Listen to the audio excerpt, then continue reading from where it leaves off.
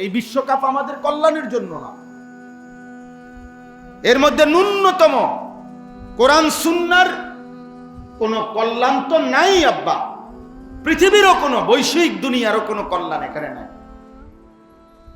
আমি অসংখ্য মাহফিলে বলছি, পৃথিবীর ওরাই বলুক, ফিফা বলুক, যারা পৃথিবীতে যারা এই ওয়ার্ল্ড কাপের আয়োজন করছে, ওরাই বলুক যে এই খেলার দ্বারা পৃথিবীতে কি উদ্দেশ্যে এটা আয়োজন হচ্ছে। তারাই বলুক না যে এর দ্বারা পৃথিবীতে যুদ্ধ বন্ধ হইয়া শান্তি প্রতিষ্ঠিত হবে, এই পৃথিবীতে ধর্ষণ, ব্যভিচার, নারী নির্যাতন বন্ধ হইয়া যাবে, এই পৃথিবী থেকে মদ, জুয়া, নেশা, চরিত্রহীনতা বন্ধ হয়ে যাবে, এই পৃথিবী থেকে হত্যা, খুন, রাহাজানি বন্ধ হয়ে যাবে, এই পৃথিবীতে অবৈধ উপার্জন, মারামারি, হানাহানি অথবা অবৈধ সম্পদ লুণ্ঠন এটা কমে আসবে, এরকম কিছু কোনো ফায়দা কেউ তারা বলছিনি? বলেন, একজন বিবেকবান ছেলে যদি মায়ের পবিত্র দুধ পান করে থাকো তো তুমি বলো আব্বা, এর আখিরাতের দৃষ্টিটা তো আছেই, কিন্তু দুনিয়াবী দৃষ্টিতেও যদি আমরা বিশ্লেষণ করি, সমস্ত পত্রিকায় আসছে, অনলাইন এবং চ্যানেলের মিডিয়াতেও প্রচার হয়েছে, সারা তিন জায়গায় খেলা আয়োজন হবে আগামী শনিবার থেকে। এই তিন জায়গায়, না শনিবার না, আরো আগে মনে হয়, তো তিন জায়গাতেই আমেরিকা, কানাডা এবং মেক্সিকো, এই তিন জায়গায় নিয়ে এই বিশ্বকাপ, ফুটবল বিশ্বকাপ যেটা হতে যাচ্ছে বৃহস্পতিবার থেকে, তিন জায়গায় বর্তমানে খোদার কসম বুঝার জন্য বলতেছি, শুধু বুঝার জন্য বলতেছি, তিন জায়গাতেই মিডিয়ার এটাই সংবাদ যে তিন জায়গাতেই সবচেয়ে বেশি বর্তমানে চাহিদা যৌনকর্মী, যেই সমস্ত নারী দেহ বিক্রি করে তাদের রেট সবচেয়ে বেশি।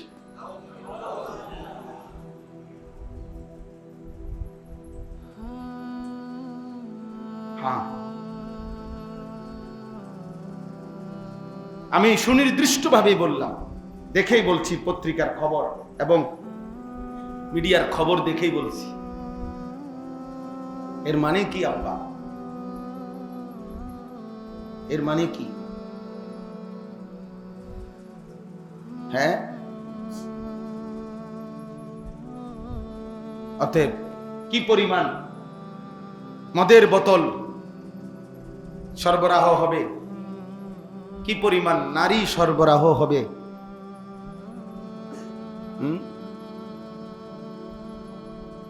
বলো না ভাই, কি পরিমাণ নাচ গান, তিনটা দেশের তিনটাতে উদ্বোধনী অনুষ্ঠান হবে, তো সেখানে নাচ গান হবে, তো ফুটবল খেলার সাথে নর্তকীর নাচের কি সম্পর্ক? বলে, নাচের কি সম্পর্ক? আর নর্তকী নাইচা ফুটবল খেলার কি উন্নয়ন? এটা সম্পূর্ণ জাহিলিয়াত, স্পষ্ট কিতাবে আছে, আমরা সবাই পড়ছি। নবীজি সাল্লাল্লাহু আলাইহি সাল্লামের জামানাতেও মক্কার কুরাইশ কাফেররা তারা যুদ্ধের ময়দানে যখন যাইতো, মুসলমানদের বিরুদ্ধে যুদ্ধে যাইতো, তাদের নারীদেরকে, তাদের নর্তকীদেরকে সাথে রাখতো, তারা নাচতো, গাইতো, তারা উল্লাস করত, গান শুনাইতো, নাচতো আর গাইতো, তাদের সৈন্যদেরকে মনোরঞ্জন করত, যেন মুসলমানদের বিরুদ্ধে যুদ্ধ মজবুত করতে।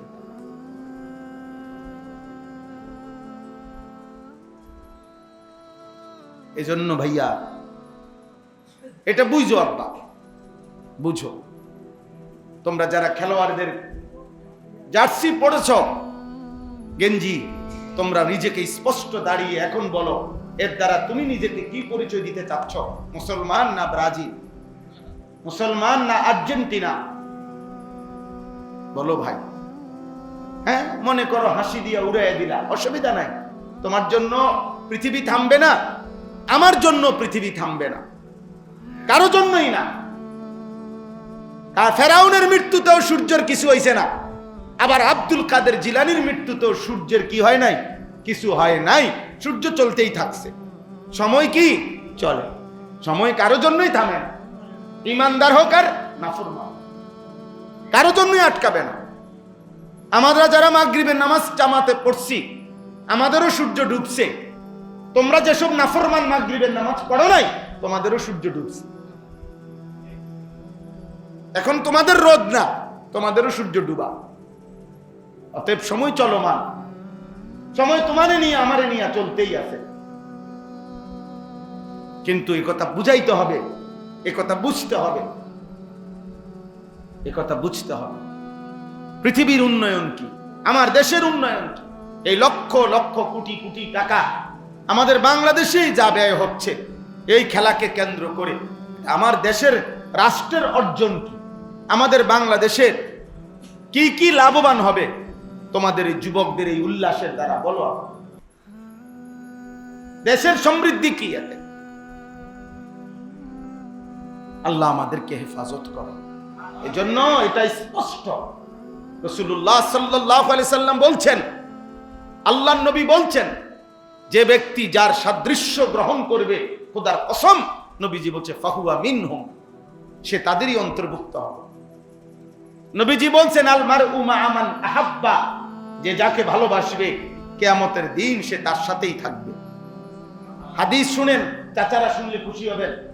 এই হাদিস যেদিন নবীজি বলছে, হযরত আনাস এই হাদিসের বর্ণনাকারী, হযরত আনাস রাদিয়াল্লাহু তাআলা আনহু, উনি বলছেন যে আল্লাহর কসম, ইসলাম গ্রহণ করার পর থেকে নবীজির সাথে আমরা সাহাবারা এর আগে আর কোনোদিন এত বেশি খুশি হই নাই। এই দিন যে পরিমাণ খুশি লাগছে যে নবী বলছে যে যাকে ভালোবাসে তার সাথে হাসরের ময়দানে থাকবে। হযরত আনাস বলেন, আমি চিৎকার করে পৃথিবীবাসীকে বলতে চাই, আমি আল্লাহকে ভালোবাসি, আমি আমার নবী মুহাম্মদ সাল্লাল্লাহু আলাইহি সাল্লামকে ভালোবাসি, আর অতএব আমি আশা করি আখিরাতে জান্নাতে আমি নবীর পাশেই থাকবো ইনশাআল্লাহ। এই কথা তিনি বলেন, এই কথা ভেবে আমরা সাহাবীরা খুশি হয়ে গেছি, খুশি হয়ে গেছি যে হ্যাঁ, যে নবীর সাথে জীবন কাটাইলাম দুনিয়ায়, ভালোবাসার বরকতে আশা করি আখিরাতেও ওনার সাথেই থাকবো।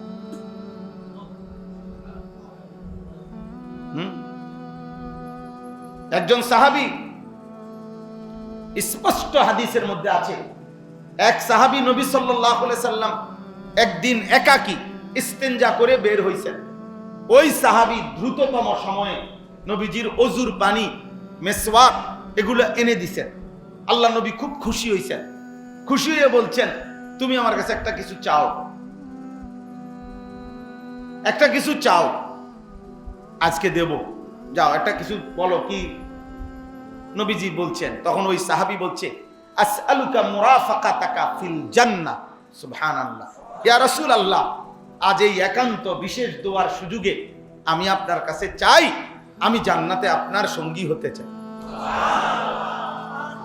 আল্লাহ নবী সাল্লাল্লাহু আলাইহি ওয়াসাল্লাম বলছে, আওয়া গায়রাহা, সাহাবী অন্য কিছু চাও, এটা না। ওই সাহাবী বললেন, ইয়া রাসূলুল্লাহ, আপনি বলছেন চাইতে, আমি এটাই চাইলাম, আমার এটা লাগবে, আমি আপনার সঙ্গী হতে চাই জান্নাতে। আল্লাহ নবী সাল্লাল্লাহু আলাইহি ওয়াসাল্লাম তখন বললেন, তাহলে ওহ ফাআইন্নি বিকাসরাতিস সুজুদ, তাহলে তুমি আমারে সহযোগিতা করো বেশি বেশি সেজদার মাধ্যমে, নামাজ ঠিক করে পড়ো, বাকিটা আমি দেখমু, আমি তোমারে জান্নাতে পাশেই রাখব। সাহাবায়ে কেরামের একান্ত একটা দোয়ার সুযোগ পাইছে, একটা চাওয়ার, এই সুযোগটা কামে লাগাই দিছে যে নবী আপনার সঙ্গী হতে চায়। কি বুঝাইতে চাচ্ছ আল্লাহ? তোমরাই চালাক, আমরা সবাই বেকুব হয়ে গেলাম। ওই দেখো, ওই বেয়াদব ওর গায়ে হেলান দিয়া বসছে। মা, আপনারা দেখবেন, আপনারা যদি আপনাদের ছেলে, এই 200 ছেলে একসাথ করেন, ওদের চেহারা দেখলে, চুল দেখলে, ওদের নড়াচড়া দেখলে আফসোস লাগবে কোন বিবেক মানে, যাহা আমাদের সন্তান কি করছে, আমরা কোথায়, ইসলাম কোথায়, দ্বীন কোথায়, কোরআন কোথায়, নবীর সুন্নাহ কোথায়, মুসলমানের বাপ কোথায়, মা কোথায়, পরিবার কোথায়, পারিবারিক বন্ধন কোথায়, বলেন। নবী সাল্লাল্লাহু আলাইহি ওয়াসাল্লামের স্পষ্ট হাদিস, সাহাবায়ে কেরাম বলতেন, আমরা যখন আমাদের সন্তান জন্মগ্রহণ করত, সর্বপ্রথম আমরা আমাদের কুলের বাচ্চাটাকে প্রথম নবীজি সাল্লাল্লাহু আলাইহি সাল্লামের কাছে নিয়ে আসতাম, নবীজির কোলের মধ্যে দিতাম। আর আল্লাহ নবী প্রথম খেজুর কিংবা মধু দিয়ে সামান্য চাবাইয়া তিনি উনার থুতু মুবারক সহ ওই বাচ্চার মুখে দিয়ে দিতেন। আর আমরা খুশি হইতাম যে সন্তানের প্রথম থুতু লালা মুহাম্মদ আরবি সাল্লাল্লাহু আলাইহি সাল্লামের পবিত্র লালা। গর্ব করতেন ওনারা, গর্ব করতেন যে আমার মুখে প্রথম যার লালা ঢুকছে সে নবী আরবি সাল্লাল্লাহু আলাইহি সাল্লাম।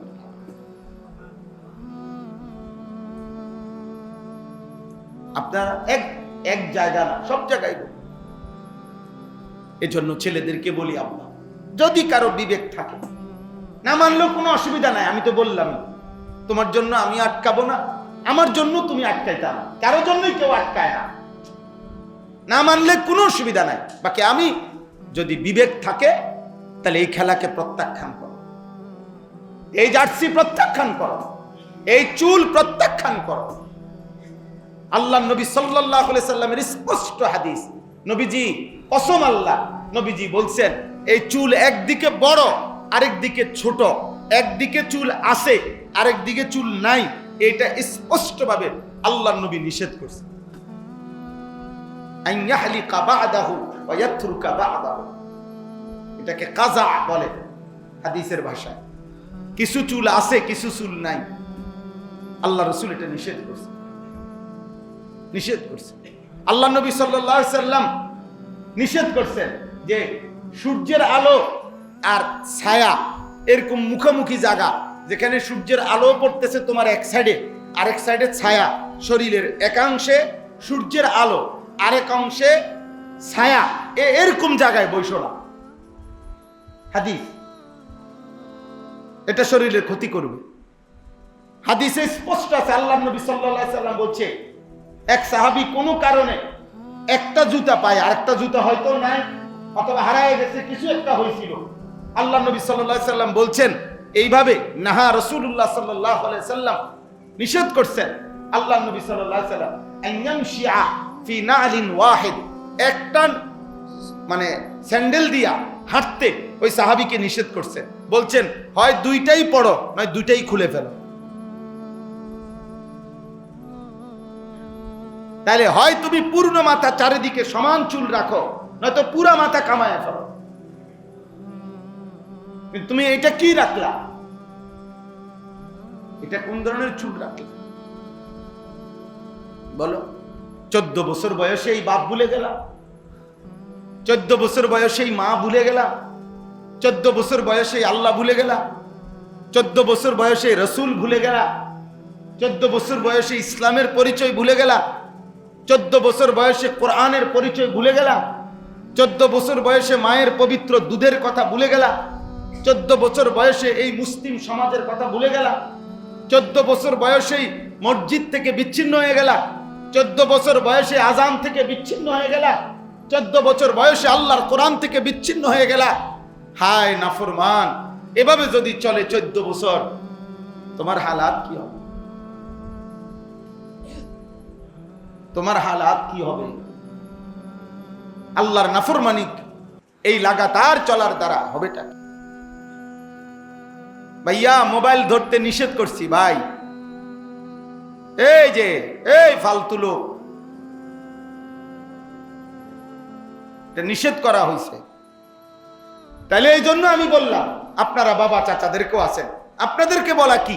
আপনাদেরকে বলা কথা হলো, আপনাদের প্রথম জিম্মাদারি খোদার কসম মৃত্যু পর্যন্ত আপনি যদি আপনার ছেলের জন্য 1 শতক জমির ব্যবস্থা করে দিয়ে যাইতে না পারেন, আল্লাহর কসমে কোরআন ধরে বললাম, এর কারণে আখিরাতে আপনি 1 বিন্দু ক্ষতিগ্রস্ত হবেন না, আপনারে কোনো জবাবদিহি করতে হবে না। কিন্তু আপনার স্ত্রী সন্তানের নাফরমানি, চরিত্রহীনতা, বেনামাজি জিন্দিগি, বেপর্দার জিন্দিগি, কোরআন পড়তে পারে না, নামাজ পড়ে না, পর্দা মানে না, আল্লাহকে সেজদা দেয় না, আল্লাহর কসম আপনারা প্রত্যেকটা বাবা আপনাদের স্ত্রী সন্তানের এই নাফরমানি জিন্দিগির ব্যাপারে হাসরের ময়দানে আল্লাহর কাঠগড়ায় দাঁড়াইতেই হবে, জবাবদিহি করতে হবে।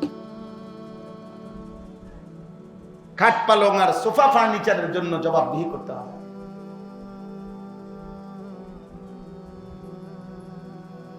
কেউ বলবে না কিয়ামতে তুমি বাচ্চা থাকতে তোমার পুতের লেগে ঘর করে দিয়ে গেলে না,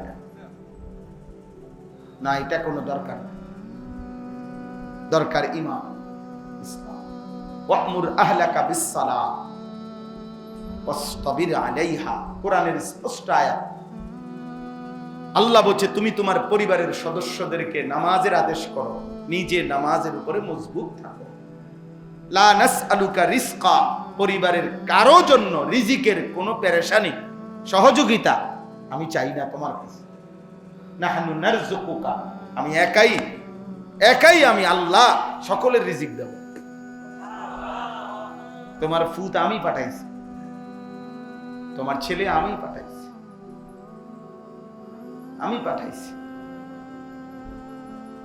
বুঝেন নাই কথা? আল্লাহ ওয়াদা দিছে, নাহনু নারযুকুকুম ওয়া ইয়্যাহুম, আমি তোমাদেরকেও রিজিক দেব, তোমাদের পরিবারের সদস্যদেরকেও রিজিক দেব। আর এই পৃথিবীতে মনে রাখবেন, রিজিক মানে শুধু ভাত তরকারি না। মানুষের জীবনে হায়াতে, দুনিয়ার হায়াতে আল্লাহর পক্ষ থেকে মানুষ যা কিছু পাচ্ছে সব রিজিক। সূর্যের আলো, চন্দ্রের আলো, রৌদ্র, বৃষ্টি, আগুন, পানি, হাসি, কান্না, স্ত্রী, ছেলে মেয়ে, ভাত, মাছ, চাল, ডাল, জমি, ফসল, খাদ্য, ঘুম, আহার, নিদ্রা, এক কথায় সব রিজিক। সব কি বলেন না? সব রিজিক। মানে আল্লাহ তাআলা যা দিচ্ছেন সবই কি রিজিক। আর আপনার যদি এমন হয় যে না, আমার এমন কিছু আছে যেটা আমি আল্লাহ ছাড়া অন্য কেউ দেয়, তো ঠিক আছে। এমন যদি আপনার থাকে তো থাকছে, আমার এমন নাই। আমার কাছে আমার জানা মতে আমার আল্লাহ দেয় না এমন কিছু আমার কাছে নাই। অন্যদের কাছে আছে কিনা সেটা সে বলতে পারে। কিন্তু আমরা কি মনে করি, আমাদের আল্লাহ ছাড়া আমাদেরকে যাররা পরিমাণ দেনেওয়ালা আর কেউ আছে? বলেন না, আর কেউ আছে? তো সেই আল্লাহকে ভুলে যাওয়া, সে আল্লাহর কোরআন ভুলে যাব কেন? সে আল্লাহকে ভুলে যাব কেন? চলেন, এজন্য আজকে এতগুলো কথা বলার অর্থ হইল, ছেলেদেরকে বলি বাবা গুনাহ ছাড়ো, আব্বা তোমাদের কাছে অনুরোধ, বাপ এমন সুন্দর জীবন নষ্ট করো না। এই নারী, এই ছবি, এই জিনা, এই ব্যভিচার, এই অশ্লীলতা পূর্ণ, এই উল্লাস, এই নর্তকীর নাচ গানওয়ালা এমন খেলা প্রত্যাখ্যান। শারীরিক সুস্থতার জন্য যদি নড়াচড়া করতে হয় তো তুমি কিছু শরীর নড়াচড়া করো, তুমি নিজস্ব ব্যায়াম করো, তোমার শরীর ফিটনেস ধরে রাখো, গুনাহ নাই, কোনো গুনাহ নাই। শুধু নামাজের ক্ষতি না হইলে, হারাম কোনো কিছুটার সাথে যুক্ত না হইলে শারীরিক নড়াচড়া জায়েজ আছে। বাকি এটার সাথে শরীয়তের কোনো কিছু কি হইতে পারবে না, খেলাফ হইতে পারবে। নামাজ ছুটতে পারবে না, হালাল উপার্জনও ছুটতে পারবে না, এবং হারাম কিছু যোগ হইতে পারবে। আমাদের খতিবে আজম মোনাজের জামান আল্লামা নুরুল ইসলাম অলিপুরি দামাত বারাকাতুহুমুল আলিয়া এই কয়েকদিন আগে স্পষ্ট এই ব্যাপারে বক্তব্য দিয়েছেন। হযরত এটা পরিষ্কার বুঝায় যে তিন জিনিস যদি না হয় তো স্বাভাবিক যে কোনো রকমের খেলাধুলা, নড়াচড়া, শারীরিক ব্যায়াম, কসরত জায়েজ আছে। এক নাম্বার হলো এর দ্বারা আমার দ্বীনের আখিরাতের ক্ষতি হইতে পারবে না, গুনাহ হইতে পারবে না। দুই নাম্বার হলো দুনিয়াবি হালাল প্রয়োজন। আপনি আপনার দোকান থুইয়া, ব্যবসা থুইয়া, চাকরি বাদ দিয়া, পড়ালেখা বাদ দিয়ে হাতে খেলে না, দুনিয়াবি হালাল যা প্রয়োজন এইটারও ক্ষতি হইতে পারবে না। আর তিন নাম্বার, এটার সাথে কোনো গুনার কিছু মিশ্রণ থাকতে পারে। আল্লাহ আমাদেরকে বুঝার তৌফিক দান করেন। আমরা স্পষ্ট বললাম, কারো বিবেকে যদি থাকে তুমি মিলাইয়া নিও দুনিয়াবি উপকার আছে কিনা।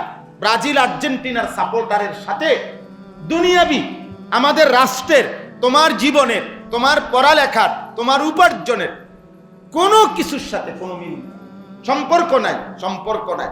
বলে এটা এমনি শুধু না, এমনি নিজে আমি শুধু এমনি হাসি, নিজে আতফাও লারি, নিজে পাও, এরকম মানুষকে যেই কোনো মানুষ বলবে এতে পাগল। এটা যে কেউ বলবে যে এ পাগল, এ নিজে নিজে হাসে, তাহলে এটা বলারও তো সুযোগ নাই যে হুজুর আমি এমনি, এটা হালাল হারাম না এত কিছু বুঝি না, আমি এমনি খেলা দেখি না। এমনি দেখবা কেন? সুস্থ স্বাভাবিক মানুষ যে পাগল না, সে এমনি এমনি করে কেমনে? স্বাভাবিক সুস্থ মানুষের তো একটা কাজের, আমি ক্যান্টনমেন্ট থেকে রওনা দিলাম, আমার পথে একজনে জিজ্ঞাসা যদি করে কই যান, না কোনো আনে যাই না, এমনি আড়িয়ে, তো হেইতে কি করবো? মা পাগলে না, কথা বুঝেন না? বাসে যদি কন্ট্রাক্টরে জিজ্ঞাসা করে প্যাসেঞ্জার রে যে কই যাবেন, না কোনো আনে যাবো না, এমনি বইছি আর কি। তো হেল্পার রে কি বলবে কন্ট্রাক্টর, এই পাগল উড়াইছ কীর্তি, তে কয় কই কি এমনি বলে বইছে বলে, তাহলে এটা হইতে পারেনি কর্ণে। তাইলে কি কারণ? আখিরাতের কোনো উন্নতি নাই, রাষ্ট্রের কোনো উন্নতি নাই, আমার ব্যক্তির জীবনের দুনিয়ার হায়াতেরও কোনো উপকার নাই, এমনি এমনি হওয়ারও কোনো কারণ নাই। তো কি কারণ হইতে পারে? আল্লাহ আমাদেরকে মাফ করে। আমরা গুনাহ ছাড়তে হবে, আমাদেরকে পাপ ছাড়তে হবে। দুনিয়ার ভালো থাকা, আখিরাতের ভালো থাকার জন্য অন্যতম জরুরি গুনাহমুক্ত জীবন। একজন মানুষের জীবনে তিনটি জিনিস মৌলিকভাবে জরুরি। কয়টি জিনিস বলেন? এই শেষ কথা আমার, এই আয়াতটা পড়ার জন্য এই তিনটা কথা বললেই মুখে আপনি শেষ। এক নাম্বার ঈমান, এক নাম্বার ঈমান। ঈমানবিহীন জীবন ব্যর্থ। যার ঈমান নাই ওই মানুষ পৃথিবী যদি 10-12 মালিক হয় তারপরও সে কি ব্যর্থ, সে কি ব্যর্থ। এক নাম্বার সফলতা, কামিয়াবি, কৃতকার্যতা, এর জন্য প্রথম জরুরি কি? ঈমান। ঈমান জরুরি। ঈমানবিহীন মানুষ ব্যর্থ। পৃথিবীর সমস্ত কাফের ব্যর্থ, পৃথিবীর সমস্ত মুশরিক ব্যর্থ, ব্যর্থ। এক। দুই নাম্বার তাকওয়া। দুই নাম্বার কি বলেন? তাকওয়া। তাকওয়া মানে কি? তাকওয়া মানে দুই কথা। এক, গুনাহ থেকে বেঁচে থাকা, আদেশ পালন করতে থাকা, আল্লাহ আল্লাহর রাসূলের নিষেধগুলো বর্জন করা, আল্লাহ আল্লাহর রাসূলের আদেশগুলো পালন করা, এটা আমাদের জীবন তাকওয়া। এখানে কোনো অফিস টাইম, বিরতি টাইম নাই। তাকওয়ার থেকে মুক্ত ইমানদারের কোনো জীবন নাই।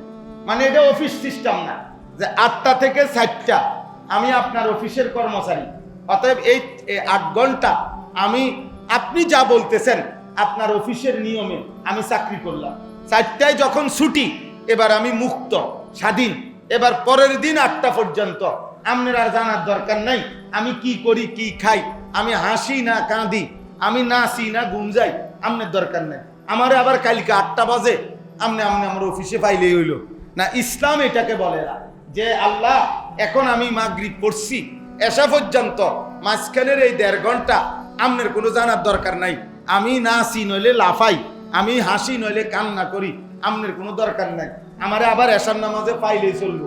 আবার এশার পরে ফজর পর্যন্ত মাঝখানের 8 ঘন্টা আপনার কোনো কাজ নাই, এরকম না। বরং একজন মুমিন, একজন ইমানদার 24 ঘন্টা একই নিয়মে চলবে, গুনাহ থেকে বাঁচবে, আল্লাহ আল্লাহ রাসূলের আদেশ পালন করবে। এটারে কি কয়? তাকওয়া। এটারে কি বলে বলেন? তাকওয়া। তাকওয়া, তাকওয়া। আল্লাহ আল্লাহ রাসূলের তরিকায় চলা, গুনাহ থেকে বেঁচে থাকা, ইবাদত করতে থাকা। কেউ পালন না করলেও এটাই সত্য, কেউ না মানলেও এটাই সত্য। 3 নাম্বার কইছি না 3টা কথা, 3 নাম্বার কথা হলো এই দ্বিতীয় কথার সংশোধনী, অর্থাৎ দ্বিতীয় বিষয়টার মধ্যে একটা ঝামেলা আছে। ঝামেলাটা হইল তাকওয়া আমার জীবনে জরুরি, মানে গুনাহ আমি করব না, আমল আমি ছাড়ব না। বলেন তো কি কইছি?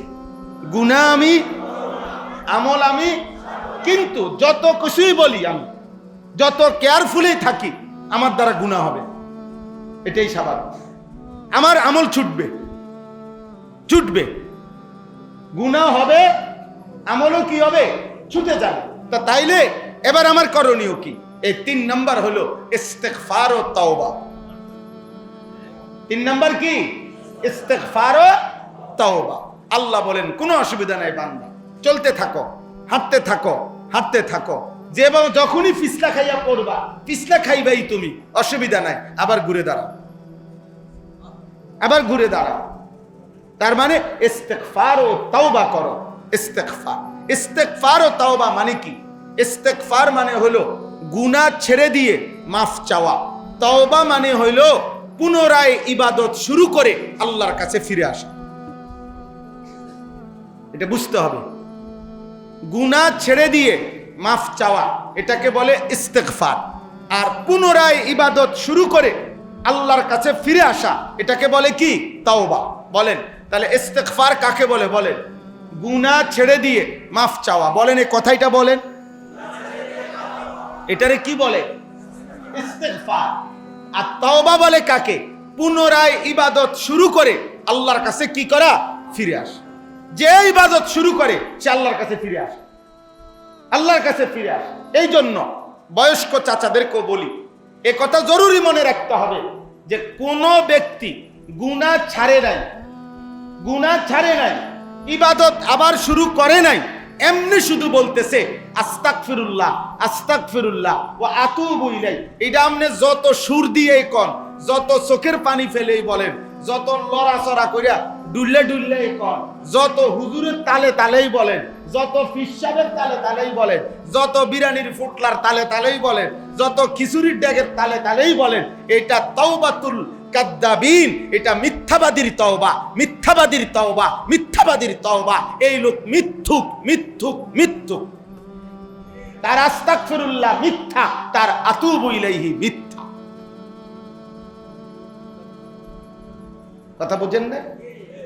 এটা কিতাবের কথা, এটা আউলিয়াদের কথা, এটা ওলামাদের কথা। আপনি সুদের টাকা সম্পূর্ণ আগের জায়গা, জেনে যেই টাকা এনে রয়ে গেছে, কিস্তি যেটা জেনে এটা রয়ে গেছে, বিড়ি পকেটে, হ্যাঁ, টেলিভিশনে উনি গিয়েই আইসেও টেলিভিশন থেকে আবার গিয়েই বসবে টেলিভিশনে, মসজিদে ঢুকবার আগেও গালি দিয়ে আইছে, মসজিদে বাইরে ও গালি দেয়, মাইজগান দিয়ে কয় আস্তাগফিরুল্লাহ রাব্বি মিন কুল্লি দামবিন ওয়া আতুবু, ডোলে এমনি এমনি লড়ে, কিতেন লড়েন, বাটপার লড়েন, কিতেন কারে কোন? এই আস্তাগফিরুল্লাহ কারে? আল্লাহ বুঝছে না, হ্যাঁ, ফেরেশতা এগুলো বুঝছে না। এটা আস্তাগফিরুল্লাহ, এমন আস্তাগফিরুল্লাহর উপরে আস্তাগফিরুল্লাহ, এমন আস্তাগফিরুল্লাহর উপরে কি? এমন তওবার উপরে তওবা। এটা বলে আর কি, এক বুজুর্গ ওনার পাশে হজে যাচ্ছেন, তো ওনার সাথে বিমানে আরেকজন হাজী সাহেব, দুজনের গায়ে এহরাম, তো ওই আল্লাহওয়ালাকে এই হাজী সাহেব ওনার গায়েও এহরাম পরা হজে যাচ্ছে, পরে উনি ওই বিমানের মহিলা যারা খাবার দেয় বিমানবালা, এদের পোশাক আশাক কম, হ্যাঁ, এরা সুন্দরী, তো এই হাজী সাহেব ওই আল্লাহওয়ালাকে বলতেছে, হজরত, পাকিস্তানের হজরত, করাচি হজরত যাকে বলে, ওনার ঘটনা আর কি উনি শুনাইছেন। তো এই হাজী সাহেব এহরাম পরা, উনি ওই মহিলাদের দিকে তাকায় তাকাইয়া হঠাৎ আফসুস করতে করতে বলতেছেন, হজরত আস্তাগফিরুল্লাহ আস্তাগফিরুল্লাহ, ইয়ে कैसा मंजर है, আস্তাগফিরুল্লাহ আস্তাগফিরুল্লাহ, হযরত এটা কি দৃশ্য, মহিলাগুলো এত বেপরদা। তখন এই হযরত আল্লাহওয়ালা বলতেছে, ভাই তেরি আস্তাগফিরুল্লাহ পর আস্তাগফিরুল্লাহ, তোমার আস্তাগফিরুল্লাহর উপরে আস্তাগফিরুল্লাহ। মানে কেন? তুমি তো পুরা তাকাইয়াই আসো মহিলার দিকে, তাকাইয়া তাকাইয়া কইতে আসো আস্তাগফিরুল্লাহ, এটা কেসা আস্তাগফিরুল্লাহ?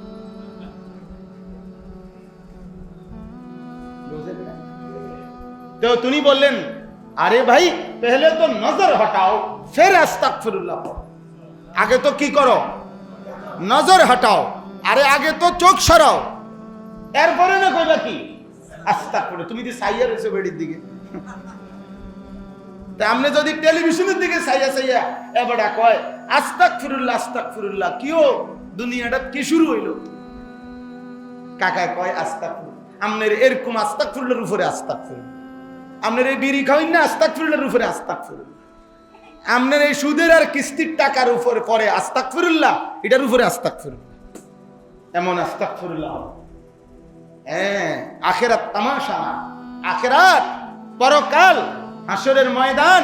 ইমাম সাহেব টিয়া 200 না, টিয়া 200 দিয়ে দিতেন হুজুর, খেয়াল রাখেন আমি চুরি চামারি যা করার করতেছি, আমনে এই সাইডটা ক্লিয়ার রাখেন, ধরে আল্লাহ চাইলে পারলে আবার দিমু, তখন রাখেন আবার দিমু, যে সময় পারি 20 টাকা পারি, 50 টাকা পারি, 100 টাকা পারি, দিতে থাকবো আপনারে।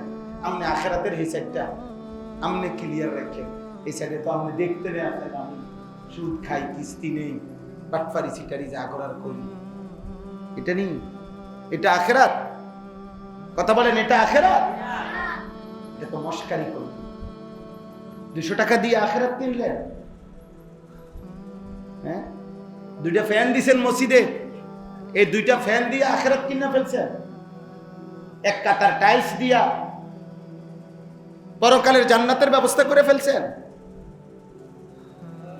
হ্যাঁ, আখেরাতের দাম দিয়ে দিলেন 30,000 টাকা, এই জান্নাতের মূল্য শোধ করে দিছেন। কি মামুলি? তাহলে এত নবী কাঁদলেন কেন? এত সাহাবারা কাঁদলেন কেন? যুগ যুগ ধরে আউলিয়ারা কাঁদেন কেন? আখেরাতের ভয়ে কাঁদেন কেন? ওনারা নামাজ পড়ে না, এই জন্য কাঁদেন।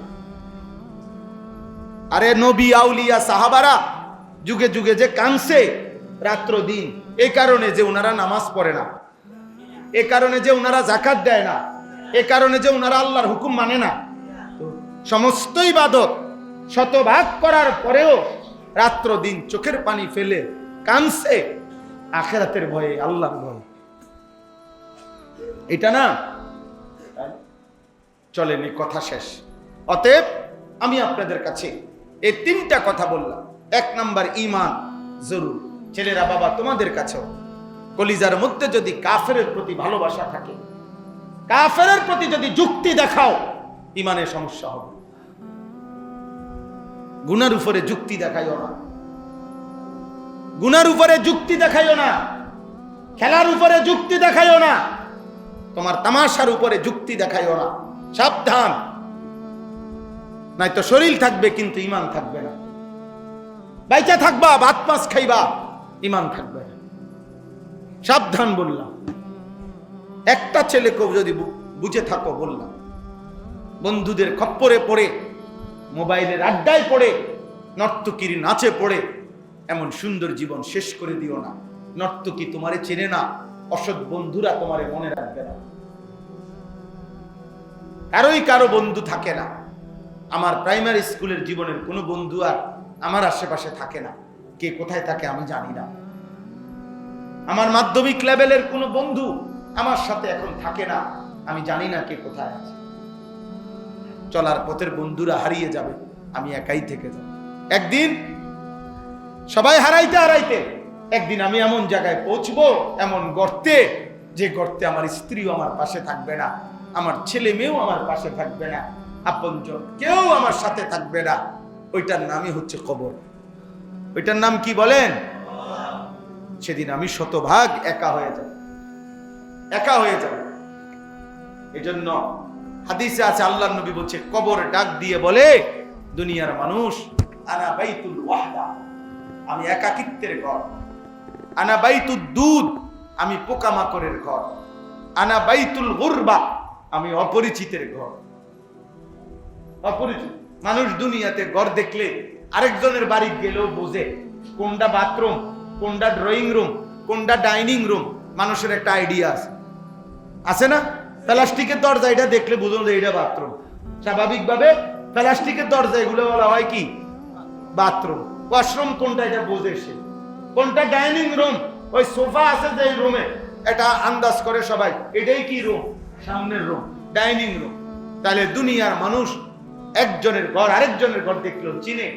আল্লাহ রাসূল বলে, কবর বলে যে, হে দুনিয়াবাসী, আমার কাছে আসলে দুনিয়ার যত ঘর তুমি জীবনে দেখছো, কোন ঘরের সাথে মিল পাইবা না, এটা অপরিচিত ঘর,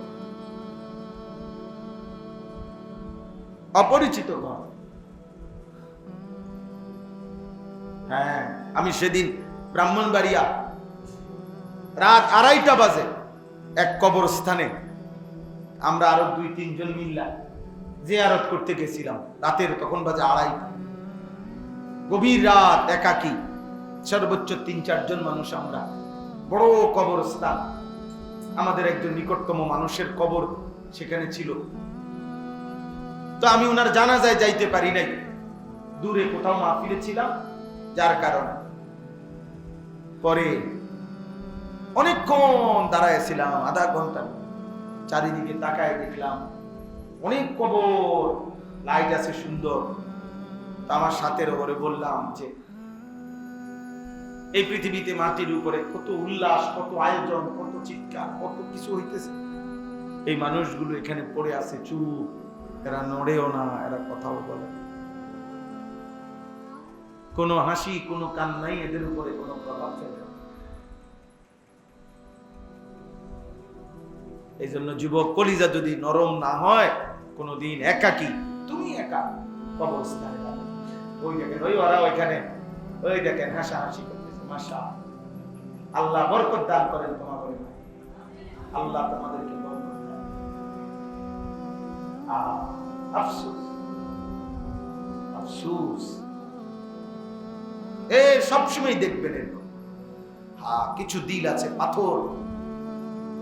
আল্লাহ তাআলা কোরআনে বলছে কিছু পাথর আছে যে পাথর ফাইটা আল্লাহর ভয়ে, সূরা বাকারাতে আছে, খোদার কসম, আল্লাহ বলছে কিছু পাথর আছে আমার, এমন পাথর যে পাথর আমি আল্লাহর ভয়ে ফাইটা পানি বাইরে।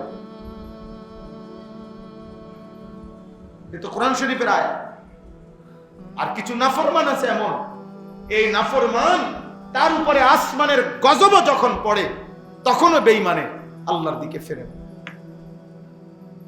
এজন্য হাদিস আছে, আবু জাহেলকে যখন আব্দুল্লাহ ইবনে মাসউদ কল্লা কাটতেছিল বদরের যুদ্ধের দিন, আবু জাহেল এই বেঈমান তখন বলছে, আবু জাহেল আব্দুল্লাহ ইবনে মাসউদকে বলছে যে কল্লাটা একটু বাড়াইয়া খাইতো, যাতে করে দূরের থেকে মানুষ বুঝে এটা সর্দারের কল্লা। এটা হাদিস। কত বড় বেঈমান, কল্লা বাড়াই কাটো, একটু বাড়াইয়া কাটো, যাতে দূরের থেকে চিনা যায় এটা সর্দার আবু জাহেলের কল্লা। এই জন্য আব্বা মনে রাখো, আবারও বলছি, দিল নরম করো, আল্লাহকে ডাকো, আল্লাহকে ডাকো। কেউ ডাকে না তোমারে, কেউ ফিরায় না। তোমাদের চুল দেখে অনেকে বুঝে যে এই জঙ্গলি রে, ডাইকা লাভ হবে না, এটা বাপ। তোমাদের হাঁটা চলা দেখলে অনেকে বুঝে, এই জন্য সমাজের মানুষ আর তোমাদের ডাকে না, লজ্জায় ডরে, মনে করে কুকুর ডাক দিলে হয়তো সরে যাইবে, কিন্তু এই সরবে না, এই কার ফিরাই দেবে, তার থেকে ভালো বাদ দাও, চলতে থাকুক, নষ্ট হয়ে গেছে গেছে, আর কি করবে। অসংখ্য ছেলের জীবনে এমন যে যাদেরকে আর কেউ ডাকে না, মার কাছে বাপে কইয়া পুলে ফুতের বাপে ভাবত এই অজাত আর মানুষ হইতো না, জিঙ্গাও কি করব, দেশে থাকবো না বিদেশ যাইবো না, কিতা করব, কও বাইর করো, বাড়িতে বাইর করো। আর তার অত্যাচার, তার যন্ত্রণায় গায়ে সইতেছে না, বাইর করো, টেহা গেলে যা। এই নাফরমানের জীবন, মা বাপ পর্যন্ত যার থেকে মুখ ফিরাই নিছে, তার জীবনের আর আছে কি? আছে কিছু? আর আল্লাহ আমাদেরকে মাফ করে দেন। চলেন ভাই, কথা শেষ। অতএব এই 3টা জিনিস, 1 নাম্বার হলো ঈমান, বলেন, 2 নাম্বার তাকওয়া, 3 নাম্বার ইস্তিগফার ও তাওবা। ঈমান মানে আল্লাহ, আল্লাহ রাসূলের প্রতি পূর্ণ বিশ্বাস। তাকওয়া মানে গুনাহ থেকে বেঁচে থাকা, ইবাদতে লেগে থাকা।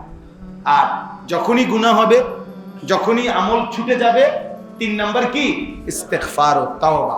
ওই গুনাহ ছেড়ে দিয়ে মাফ চাইবো, পুনরায় আবার ইবাদত শুরু করে আল্লাহর কাছে ফিরে আসবো। তাওবা। আল্লাহ আমাকে, আপনাদেরকে সকলকে তৌফিক দান করেন। এই আয়াতের বক্তব্য এটাই। এই শেষ কথা হইল, আল্লাহ ওয়াদা দিছে, বান্দা ওয়া আনিস্তাগফিরু রাব্বাকুম সুম্মা তুবু ইলাইহি, সমস্ত গুনাহ ছেড়ে দিয়ে মাফ চাও, আবার ইবাদত শুরু করে আমার কাছে ফিরে আসো, আমি ওয়াদা দিলাম তোমার 2টা জিনিস দেব। ইউমাত্তিউকুম মাতাআন হাসানান ইলা আজালিম মুসাম্মা, তোমার বাকি হায়াত, দুনিয়ার জীবনের বাকিটুকু হায়াত, তোমার সমস্ত প্রয়োজন হালাল ভাবে, পবিত্র ভাবে আমি আল্লাহ পূরণ করে দেব। যদি ইস্তেগফার ও তাওবা ঠিক রাখো, আমি আল্লাহ ওয়াদা দিলাম তোমার সমস্ত উপকরণ দুনিয়ার আমি দেব, তবে হারাম না, হাসানান, যা পবিত্র। নারী চাহিদা তোমার আমি পূরণ করে দেব, পবিত্র স্ত্রী দিয়া, নর্তকী দিয়া না, মোবাইলের উলঙ্গ নারী দিয়া না, বেশ্যার পতিতা দিয়া না, পবিত্র স্ত্রী দিয়া। টাকা দরকার, টাকার চাহিদা পূরণ করে দেব, সুদের টাকা দিয়া না, কিস্তির টাকা দিয়া না, লোনের টাকা দিয়া না, ওজনে কম দিয়া টাকা না, বাটপারি সিটারি কইরা চুরি ডাকাতি করার টাকা না, হালাল পবিত্র টাকা দিয়ে আমি প্রয়োজন পূরণ করে দেব। এইটা ইউমাত্তিআকুম মাতাআন হাসানান ইলা আজালিন মুসাম্মা। আমার কাছে ফিরে আসো বান্দা, গুনাহ ছেড়ে দিয়ে আমি আল্লাহর কাছে আসো, আমি আল্লাহ ওয়াদা দিলাম বাকিটা হায়াত সব প্রয়োজন পূরণ করব, তবে যা কিছু পবিত্র হালাল তা দিয়ে। কি দিয়ে না? গুনাহ দিয়ে না, হারাম কিছু ধরতে হবে না, কুত্তার গোশত শুকরের গোশত খাইতে হবে না, সুদের টাকা কিস্তির টাকা নিতে হবে না, মোবাইলের নর্তকী দেখতে হবে না। আনন্দই তো দরকার, হালাল দ্বারা আনন্দ পূরণ করে দেব। আমি তো অনেক সময় বলি, আমার 4.5 বছরের মেয়ে আছে, ছোট মেয়ে। আমার মেয়ে যখন হাসে, আমি ওর দিকে তাকাইলে মনে হয় গোটা পৃথিবী হাসে, আমার দিল খুশ হয়ে যায়। ওর দিকে তাকাইলেই দিল শান্তি লাগে। আমার ছোট মেয়ে তো আমার স্ত্রী আছে, তা আমার মন চাইছে, তা আমি আমার বিবির দিকে দেখে সুবিধা কি? নবী সাল্লাল্লাহু আলাইহি সাল্লাম বলছে, স্বামী স্ত্রী যদি মেলামেশাও করে, আল্লাহর কসম নবী বলছে ওই ব্যক্তির আমলনামায় সাদকার সওয়াব হয়। সাহাবী জিজ্ঞাসা করছে, এত সওয়াব? নবীজি বলছে, এটা যদি হারাম কোন নারীর সাথে করে গুনাহ হয়? সাহাবী বলছে, অবশ্যই গুনাহ হয়। তাইলে পবিত্র স্ত্রীর সাথে মিলিত হলে নেকি হবে না কেন? কেমন কথা! ওয়ায়ুতি কুল্লাযী ফাদলিন ফাদলা। আর 2 নাম্বার হলো, আল্লাহ বলেন তোমার সমস্ত নেক আমলের বিনিময়ে আখিরাতে তার চাইতে বড় বিনিময় জান্নাত দিয়ে দেব। ওয়া ইন তাওয়াল্লাউ, আর যদি মুখ ফিরায়া নাও আমি আল্লাহর কথা থেকে, ফা ইন্নী আখাফু আলাইকুম আযাবা ইয়াউমিন কাবীর, তাহলে আমি আল্লাহ নবীজির ভাষায় বলছেন যে ভয়ঙ্কর, ভয়ানক, কঠোর, মারাত্মক আযাবের ভয় করছি। হে আমার উম্মত, তাহলে মনে রেখো, কবরে আযাব হবে, জাহান্নামের আযাব হবে, হাসরের ময়দান আযাব হবে, দুনিয়ার জীবনটাও সংকীর্ণ এবং কষ্টের। ফা ইন্না লাহু মাঈশাতান দানকা। আল্লাহ তাআলা বলেন, আমি ওয়াদা দিলাম, আমারে ভুলে গেলা, আমি আল্লাহ দুনিয়ার জীবন তোমারে পেরেশানির মধ্যে রাখব। পেরেশানি, হ্যাঁ, অনেক মানুষ আছে আপনার 24 ঘন্টা ইনকাম করে, 18 ঘন্টা বেচা কিনা করে। আমারে বলছে, হুজুর কোন সময় ফেসাবে ধরলে কাস্টমারের সাফে 1 ঘন্টাও ফেসাব ধরে রাখি। হ্যাঁ, 1 ঘন্টা। দুপুরে ভাত দিয়ে গেছে ঘরের থেকে বাড়িত করে দোকানে, আসরের পরে ভাত খায়, টাইম নাই, শুধু বেচতেছে, শুধু বেচতেছে, শুধু বেচতে না। কিস্তিকা শেষ হয় না। 10,000 টাকার ইমাম সাহেবের যে কিস্তি লাগে না, 6,000 টাকার মুয়াজ্জিন সাহেবের যে কিস্তি লাগে না। কথা বলেন না কেন? ইমাম সাহেবের কিস্তি আসেনি, মুয়াজ্জিনের কিস্তি লাগেনি, তো ওই চলে কেমনে? বলেন না, কে চালায়? তো এই নাফরমান রে। এই জন্য দয়া করে আল্লাহ তাআলা বলছে, দুনিয়ার জীবন পেরেশানিতে রাখো, সুখ মিলবে না। আল্লাহ আমাদেরকে হেফাজত করেন, আল্লাহ আমাদের সবাইকে হেফাজত করেন, আল্লাহ আমাদের সবাইকে মাফ করে দেন। চলেন আমরা ইনশাআল্লাহ জওয়ান, বুড়ো, নারী, পুরুষ গুনাহ থেকে বাঁচব। বলেন ইনশাআল্লাহ।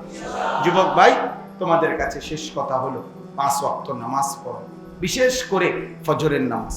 ফজর বিহীন মোমেন হয় না। ফজরের নামাজ, আলহামদুলিল্লাহ সারা বাংলাদেশে আমরা ফজরের নামাজের জন্য খুব মেহনত করি। ফজর ক্যাম্পেইনের কাজ করি। আমাদের একটা কাজ আছে ফজর ক্যাম্পেইন, মানে ফজরের নামাজের মুসল্লি বৃদ্ধির চেষ্টা। ক্যাম্পেইন মানে প্রচারণা। সারা বাংলাদেশে অনেক যুবক ছেলে ইতিমধ্যে আমাদের এই কাজটা করে। আলহামদুলিল্লাহ, স্কুলের ছেলে, কলেজের ছেলে, ইউনিভার্সিটির ছেলে, সাধারণ ছেলে, যারা কাজটা কি সহজ কাজ। একজন ছেলে সিদ্ধান্ত নিবে আমি ফজর পড়ব, আমার একজন বন্ধুকে ফজরের নামাজের জন্য মসজিদে ডাকবো। এই কাজ এভাবে যে যেখানে যদি করে, আমরা আশা করতেছি ইনশাআল্লাহ একদিন উল্লেখযোগ্য হারে ফজরের মুসল্লি বাড়বে। আমি সেদিন সিলেটে গত 1 মাস আগে ফজরের নামাজের পরে বয়ান করছি। আমাদের একটা সিলেটের বিভাগীয় শহরে 3 তালা মসজিদ, মেন সদরে বিভাগের মেন মসজিদে। তো যাওয়ার সময় রাত্রে যখন আমরা বাসার থেকে মসজিদের দিকে যাইতেছিলাম, এই পরিমাণ ছেলে সাইকেল দিয়ে দিয়ে দেখছি মসজিদে যাইতেছে ফজরের নামাজ। কারণ আমি পাশে যিনি ছিল আমার মনসুর ভাই, আমি বললাম মনসুর ভাই হইতে পারে আজকে ফজরের নামাজের জন্যই মনে হয় ইমাম সাহেবের তালায় জায়গা পাইতেন। ঠিক এই কাছে গেছি মসজিদের সামনে, মুয়াজ্জিন বলতেছে যে তালায় ইমাম দাঁড়ায় দোতলায়, এনে একজনের আর জায়গা নেই ফজরের নামাজ। আমরা স্বপ্ন দেখি একদিন এমন হবে জুমার নামাজের জন্য যেমন মানুষ দাঁড়াইয়া থাকে, একদিন ফজরের নামাজের জন্য ইনশাআল্লাহ দাঁড়াইয়া থাকবে। একদিন মসজিদ কমিটি বলবে ফজরে মুসল্লি জায়গা হয় না, মসজিদ বাড়াও। এখন যেমন কি বলে জুমার নামাজে কি হয় না, জায়গা হয় না, এর লেগে 3 তালা বাড়াও। একদিন জুমা এবং ফজর বরাবর হবে ইনশাআল্লাহ, হবে ইনশাআল্লাহ, হবে হবে। হয়তো আমি কামে লাগছি বা লাগলাম না আর কি, ইসলাম বিজয়ী হবে। নবীজির কথা বাস্তবে কি হবে। আল্লাহ তোমাদেরকে তৌফিক দান করেন। যাদেরই সুযোগ হয় নিজেরা ইমাম সাহেবের মশওয়ারা নিয়ে নিজেদের মধ্যে, যেই যুবকরা মাহফিলের আয়োজনের সাথেও জড়িত ছিলেন, তোমরা বসো। একজন হলে একজনই বসো।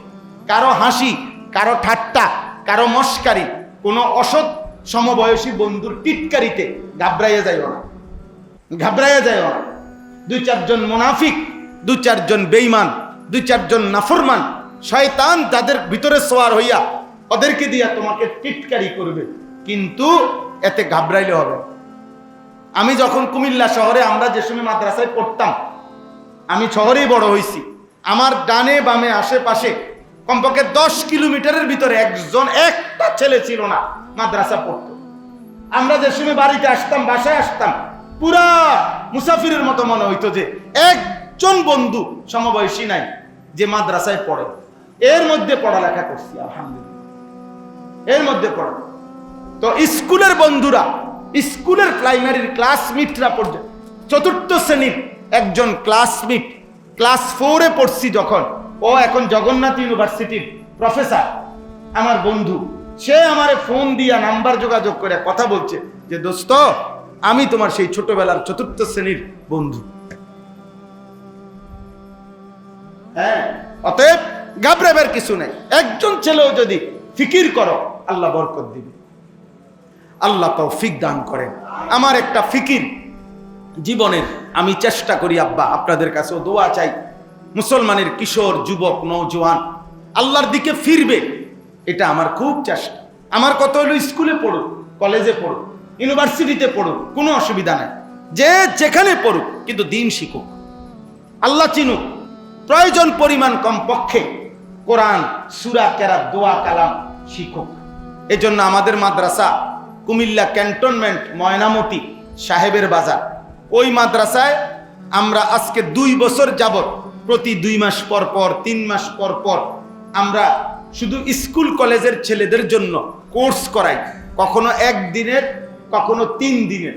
উদ্দেশ্য হইল এই অল্প সময় মুসলিম ছেলেরা দিন শিখবে, ওযু, নামাজ, সূরা, কেরাত, দোয়া, কালাম, রুকু, সেজদা শিখবে, যেটুকু পারে, যেটুকু সম্ভব হয়। গত বছরও আমরা বরাবর 500-র উপরে ছেলে 3 দিনে 6 দিন, মোট 2 বারে আমরা স্কুল কলেজের ছেলেদেরকে 3 দিন রাইখা ওযু নামাজ শিখাইছি। আবার একদিনে প্রায় 650-র মতো ছেলে সকাল থেকে রাত পর্যন্ত দিন শিখাইছি। আলহামদুলিল্লাহ আমাদের ওস্তাদ ছাত্র দিয়ে আগামী শনিবার, এই আজকে হলো মঙ্গলবার, বুধ বৃহস্পতি শুক্র শনিবার 13 তারিখ আমার মাদ্রাসায় আবার এই কোর্সটা হবে একদিনের, স্কুল কলেজের ছেলেদের জন্য, 30 বছরের নিচে যাদের বয়স তাদের জন্য। এই সকাল 8টায় শুরু হবে, রাত 9টা পর্যন্ত, এশা পর্যন্ত ইনশাআল্লাহ। সকাল 8টা থেকে জোহর পর্যন্ত পড়ানো হবে। ছোট ছোট 10 জন 15 জনের গ্রুপ করে করে আমরা ছাত্রদেরকে শেখাবো সারাদিন, এই স্কুল কলেজের ছেলেদের। আর জোহরের পরে 2:30টার থেকে এশা পর্যন্ত বয়ান হবে। আমার ওস্তাদ, আমার শায়েখ আল্লামা মুফতি মুশতাকুন নবী সাহেব হুজুর বয়ান করবেন। আল্লামা মুফতি আরিফ বিন হাবিব, বাংলাদেশের একজন শ্রেষ্ঠ আলেম, উনি ইনশাআল্লাহ বয়ান করবেন মাগরিব বাদ। এই জন্য এখানে যত ছেলে আসো, নওজোয়ান ভাই, তোমাদেরও দাওয়াত, যদি সুযোগ হয় যাওয়ার চেষ্টা করবেন, যারই সুযোগ হয়। সকাল 8টা থেকে রাত 9টা পর্যন্ত, শুধু আসা যাওয়ার গাড়ি ভাড়া নিজের, আর বাকি ওইখানে যাওয়ার পরে সকালের নাস্তা, দুপুরের খাবার, রাত্রের খানা দানা সব কিছু আমাদের দায়িত্ব। আল্লাহ যদি তৌফিক দেয় ইনশাআল্লাহ আমরাই এগুলোর ইন্তজাম করব। কেউ কোনো টাকা টুকা কিছুই দিতে হবে, শুধু দিন শিখবে। আমার স্বপ্ন, আমরা একটা বড় জায়গা কিনছি, 115.5 শতক,